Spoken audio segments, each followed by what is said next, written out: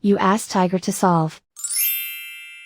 This deals with linear equations with one unknown.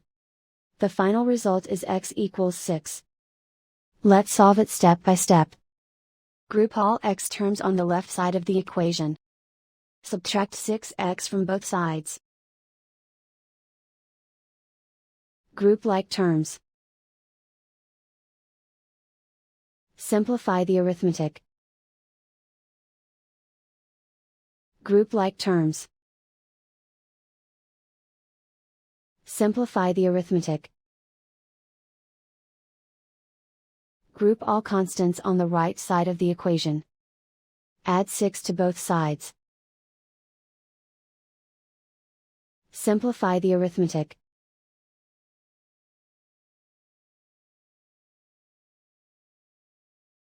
Isolate the x. Divide both sides by -4. Cancel out the negatives. Simplify the fraction.